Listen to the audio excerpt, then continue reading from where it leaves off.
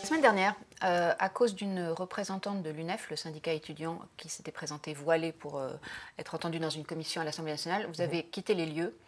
C'est du séparatisme? C'est en tout cas une tentative de coup de boutoir de l'UNEF contre la République. L'UNEF, vous n'employez pas le terme de séparatisme? Ça peut être considéré comme du séparatisme, mais l'UNEF, il faut bien comprendre ce que c'est. C'est devenu une organisation syndicale autrefois majoritaire qui est devenue gangrénée par les indigénistes.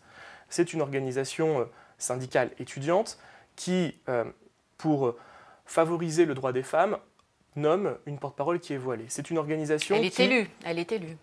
Oui, elle était élue, mais elle n'est pas été élue de nulle part. C'est-à-dire qu'il y a des gens qui considèrent que pour mettre en avant le féminisme, il faut avoir une porte-parole voilée. C'est une association qui, pour lutter contre le racisme, organise des réunions qui sont interdites aux personnes blanches. C'est une association étudiante qui, pour favoriser la culture, fait interdire une pièce de théâtre à la Sorbonne. Et donc, à un moment donné, il est nécessaire de marquer l'attachement de la République à certaines valeurs, et je pense que venir en audition quand on n'est pas un ministre du culte, quand on n'est pas auditionné en tant que représentant d'une religion... Vous faites la distinction entre un représentant d'un culte au sens un ministre du culte et c'est évident, et c'est pour ça. Représentante syndicale. Exactement, et c'est justement pour cela que le groupe Les Républicains, par la voix de son président Damien Abad, demandera demain en conférence des présidents une modification du règlement intérieur de l'Assemblée nationale avec, si ce n'est pas possible, un point du bureau qui interdit pour les personnes qui ne sont pas représentants du culte de venir avec un signe religieux ostentatoire dans les auditions. Faire un formidable coup de pub finalement à cette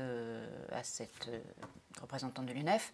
Et le problème, il est interminable. Après, on va discuter de savoir si telle ou telle...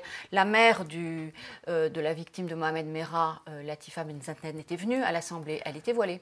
Et il y avait une différence dans le type de voile. C'était un voile simple quand la mère de Mohamed Merah était venue. Vous voyez, on tombe dans des arguties très compliqués. Oui, mais il n'y a pas le même enjeu politique derrière.